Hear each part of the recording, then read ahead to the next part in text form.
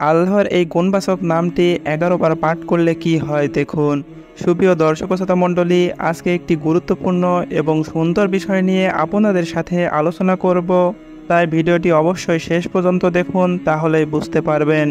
রাসূলুল্লাহ সাল্লাল্লাহু আলাইহি ওয়াসাল্লাম বলেছেন, যে ব্যক্তি সবসময় আল্লাহ রাব্বুল আলামিনের এই গুণবাচক নামটি নিয়মিত পাঠ করবে, ওই ব্যক্তি আল্লাহ তাআলার পক্ষ থেকে অধিক ধন দৌলত লাভ করবে। সুবহানাল্লাহ। যে ব্যক্তি আল্লাহ তাআলার এই গুণবাচক নামটি নিয়মিত পাঠ করবে, আল্লাহ তাআলা ওই আমলকারীর দুনিয়া ও পরকালের সব কাজকর্ম সুন্দর ও সুষ্ঠুভাবে সম্পন্ন করে দিবেন। সুবহানাল্লাহ। তিনি আরও বলেন, যে ব্যক্তি আল্লাহ তাআলার এই গুণবাচক নাম নিয়মিত পাঠ করবে, আল্লাহ তাআলা ওই ব্যক্তির সকল কাজের ভালো ফলাফল দান করবেন।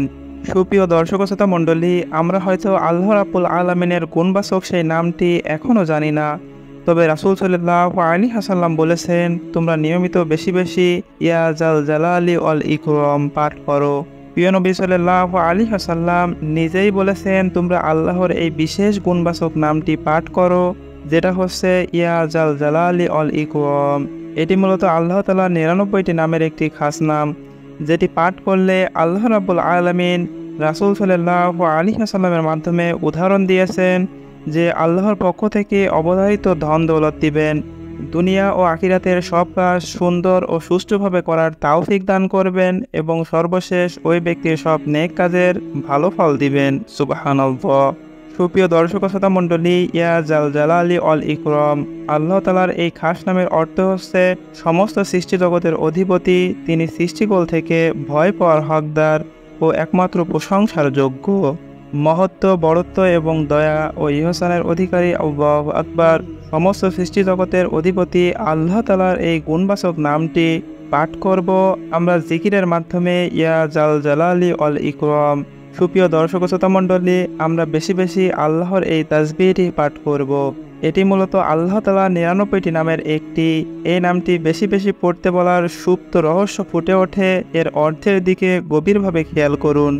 জালালি শব্দটি সৌন্দর্য, পরিপূর্ণতা এবং বড়ত্ব ও মহত্বের অর্থ বহন করে, আর ইকরাম শব্দের মধ্যে উদার হস্তের দান ও বদান্যতা অর্থ বহন করে।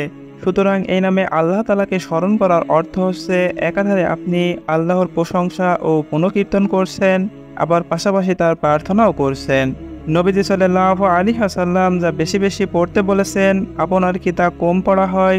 উত্তর না হলে এখনই শুরু করুন, ইয়া জাল জালালি ওয়াল ইকরাম। অর্থ, হে বড়ত্ব, শ্রেষ্ঠত্ব এবং সম্মান ও বদান্যতার অধিকারী। এই দোয়াটি পড়ার পরে আপনি আল্লাহর দরবারে হাত তুলে মোনাজাত করুন, দোয়া করুন, আল্লাহ তাআলা আপনার নেক আশা পূরণ করে দিবেন। দোয়াটি পড়ার নিয়ম হলো, প্রত্যেক ফরজ নামাজের পর ১১ বার করে আপনি ইয়া জাল জালালি ওয়াল ইকরাম পড়বেন।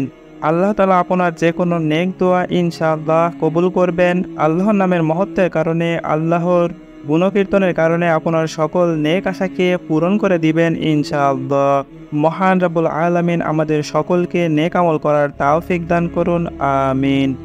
এরকম নতুন নতুন ভিডিও পেতে আমাদের চ্যানেলকে সাবস্ক্রাইব করে পাশে থাকা বেল আইকনটি প্রেস করে রাখুন।